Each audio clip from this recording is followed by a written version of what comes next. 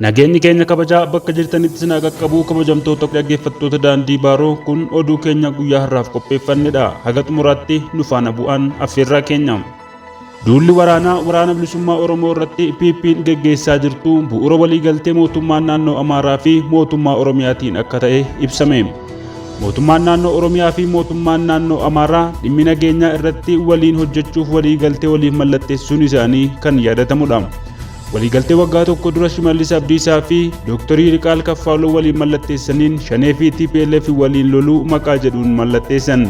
Waliigaltee sana keessatti dhimmi dhalattoota Amaaraa sababa jeequmsaan Oromiyaa keessaa buqqa'an deebisanii qubsiisuuf waraana bilisummaa Oromoo dhabamsiisuun dirqama akka ta'e waliif galanii turan.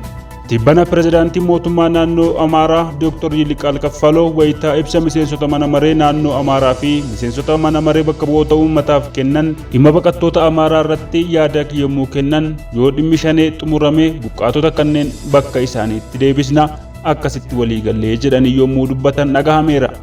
Akkasuma dhalattoonni Amaaraa kutaa biyyattii bakka adda addaatti faffaca'anii jiraachuu isaaniitiin bakka isaan jiranitti jeequmsi kan tasgabbaa'ee hin beekne ta'uusaa ibsuudhaan alkallattiidhaan rakkoo nageenyaa kan uuman isaan ta'uu amaneera. Dhimmi pirezidaantichi kaasan inni ijoo fi kan biraan gaaffiin Amaaraa akka deebi'u yoo kan barbaannu ta'e tooftaa qabsoo keenyaa jijjiiruu qabnaa, gaaddisa Itoophiyaa jalatti socho'uu qabnaa jechuu isaaniiti.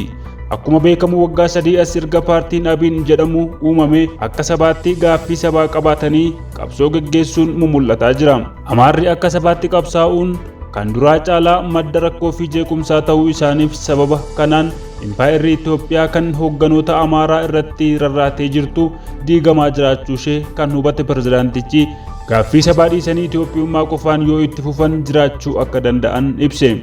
Sababa Amaarri akka sabaatti ijaaramee qabsoo geggeessuu jalqabeef dhalattoonni Amaaraa kutaa biyyattii bakka hundatti jeequmsa waan kaasaniif buqqa'anii naannoo Amaaraatti godaanaa turaniiru. Kun ammoo naannicha mooraa baqataa taasiseera.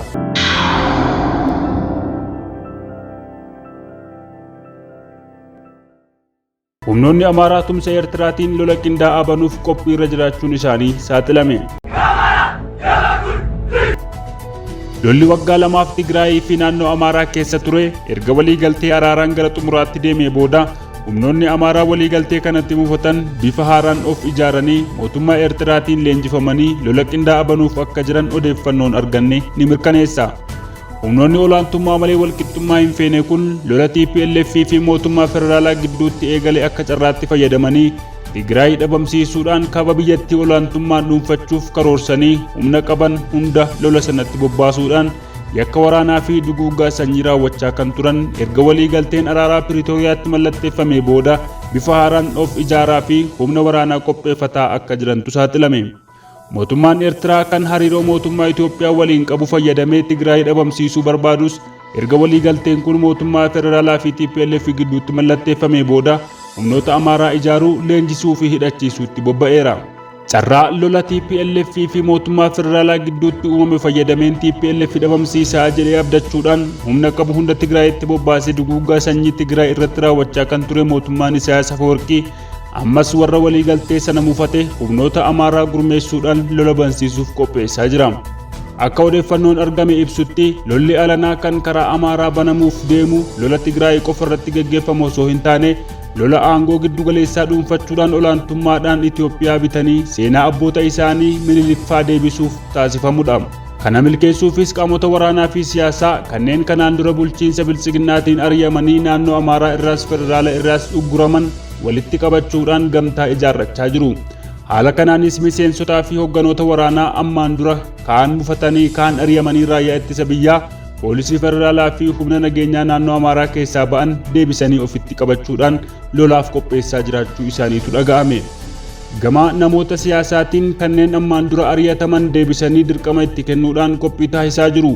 Akka fakkeenyaatti paartii hundeessee sadarkaa magaalaa Finfinneetti sochii siyaasaa taasisaa kan ture hoogganaan paartii Baaldaraas Iskender Naggaa humna waraanaa lola kanaaf qophaa'an siyaasa leenjisaa fi xiinsammuun qopheessaa akka ture himameera.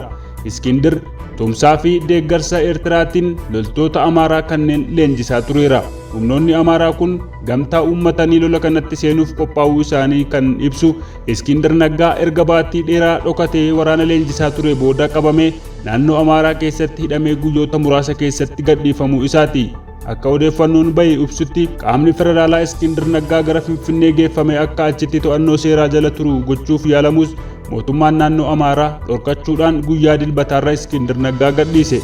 Kun ragaa gurmaa'insa humnoota Amaaraa agarsiisu keessaa isa tokkodha.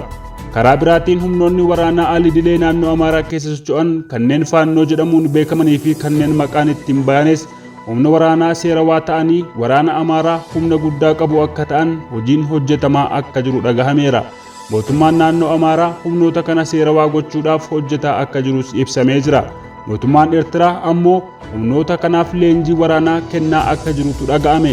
Akkasumas Eertiraan naannoo Amaaraa keessatti kutaa waraanaa leenjisaa jirti jedhameera. Mootummaan Eertiraa fi humnoonni Amaaraa kun adda waloo uumanii lola itti aanu kan itti qophaa'aa jiran kana waliin kan gaggeessan ta'uunsaa keessa beektotaan himameera. Basaastonni Eertiraa Baahir Daar, Finfinnee fi Asmaraa gidduu deddeebi'uudhaan haala mijeessaa akka jiranis beekameera. Basaastonni Eertiraa kun manni amantaa osoo hin hafiin Itoophiyaa keessatti sochii taasisaa jiraachuu isaaniitu dhagahame. Humnoonni Amaaraa gama siyaasaa fi gama waraanaa kanneen jiran akkasumas gama hawaasummaa fi dinagdee kan jiran walitti dhufanii paartii Bilisiginnaa jedhamu moggaatti dhiisuudhaan tumsa waloo uummatanii lola haaraa kanaaf qophaa'aa jiru. Kanaafis gaaddisa Itoophiyaa jalatti walitti qabamnaa jiranii sadarkaa pirezidaantii naannoo Amaaraatti yaada dhiyeessaa kan jiran irra guddaan akeeka isaanii saboota kaan maqaa Itoophiyaatiin qabatanii Oromoo irratti lola banuuf kaayyeffatan.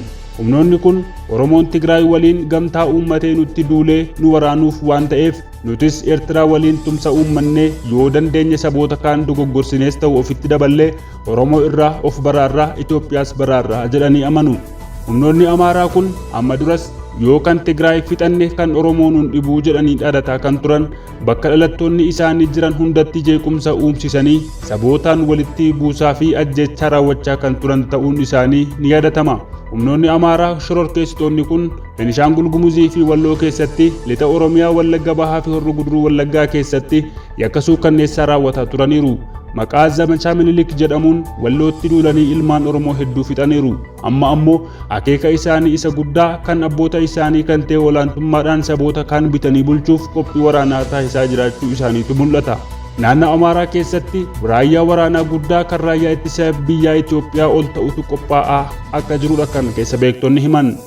Humnoonni olaantummaa malee walqixxummaa hin feene kanneen eenyummaa sabootaa ukkaamsuun akeeka qabsoo isaanii ta'ee fi seenaa sobaatiin burjaajii uuman kun magaalaa Finfinnee dabalatee magaalaa fi baadiyyaa Oromiyaa keessatti jeequmsa kaasuuf tattaaffii guddaa gochaa akkuma turan ammallee itti jiru. Akka odeeffannoon arganne ibsutti dhalattoonni Amaaraa kanneen ergama abaaramaa kana fudhachuudhaan humnoota finxaaleeyyii Amaaraa kana waliin ta'uudhaan magaalaa Finfinnee keessatti hojii konkolaachisummaa baajaajii hojjetan rakkoo uumuu isaaniitiin bulchiinsi magaalaa Finfinnee baajaajiin kamuu Finfinnee keessa akka hin sochoone tibbana dhorkeera. Dhorkaa kana hordofee kanneen qajeelfama kana hordofuu didan magaalaa Finfinnee bakka adda addaarraa qabamanii hidhamaa jiraachuu isaaniitu dhagahame. Baatii sadaasaa darbe keessaa konkolaachistoonni baajaajii ergama badii kana raawwatan magaalaa Finfinnee bakka Jamoo jedhamutti jeequmsa kaasanii miidhaa qaqqabsiisaniiru. Dhorkaa tibbana bulchiinsi magaalaa Finfinnee kaa'e kanaan wal qabatees sababa jeequmsa kaasuuf sochii taasisaniif qabamanii hidhamaa akka jiran odeeffanne.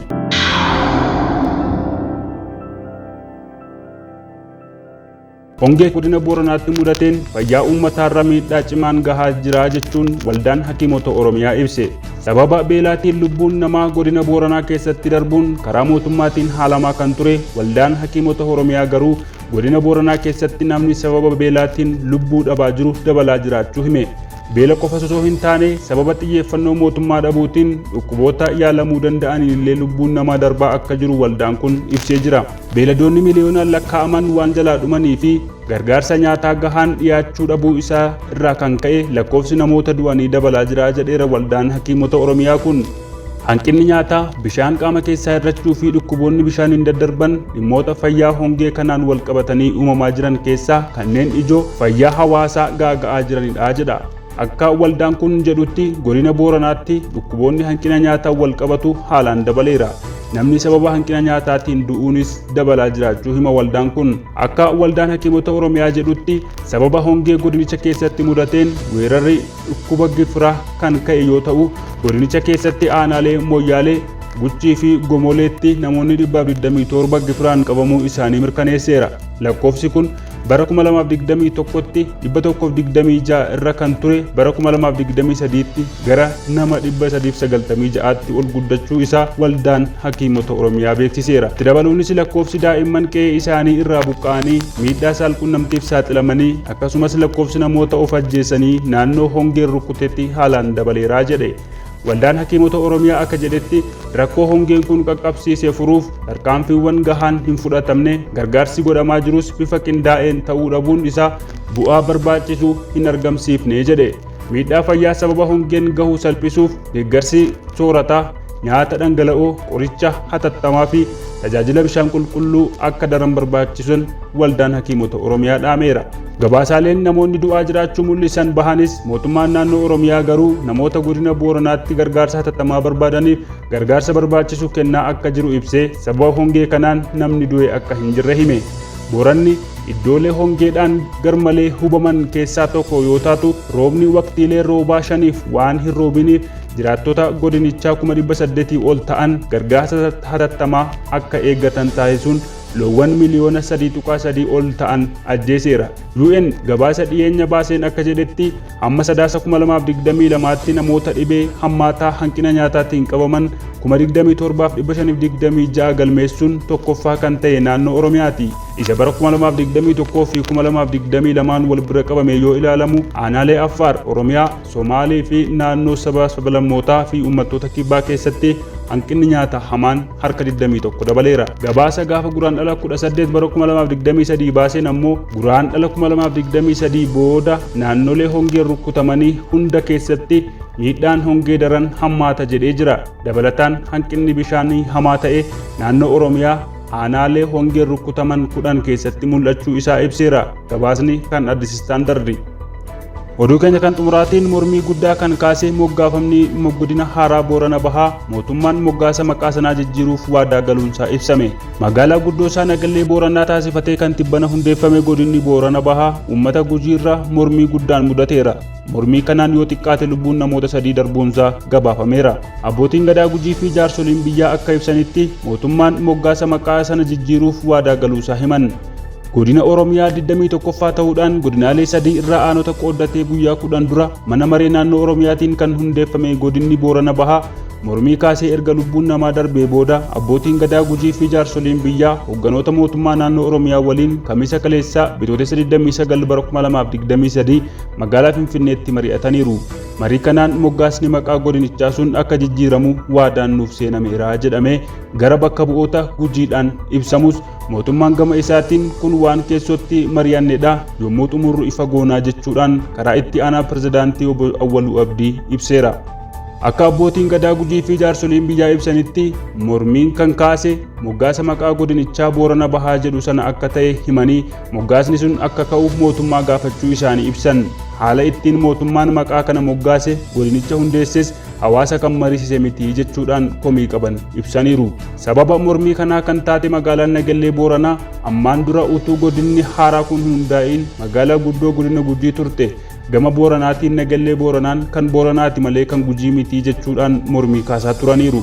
Tibbana murtii mana maree naannoo Oromiyaa kanaan kan gammadaa turan hawaasni Booranaa gama Gujiidhaan garuu dheekkamsaa fi mormii guddaatu ture. Bara mootii Haayile Sillaasee dura magaalaan mormiif sababa taate kun Nagallee jedhamtee kan waamamtu ta'uu abbootiin gadaa Gujii kun ibsaniiru. Akka bu'uura marii bakka bu'oota Gujii fi hooggantoota mootummaatti moggaasni maqaa Boorana Bahaa jedhamu sun jijjiirame erga hawaasa godinaalee 3 kan aanonni irraa walitti dhufuun godinicha hundeessan Gujii, Booranaa fi Baalee waliin mari'achuudhaan walitti maqaa uummanni irratti waliif galeen akka moggaafamu ibsame. Egaan kabajamoo dhaggeeffattoota qophiidhaan Dibaaroo oduun keenya irraa qopheeffanne kan haga maatii guyyaa biraa walitti deebina hagasittuu nagaan.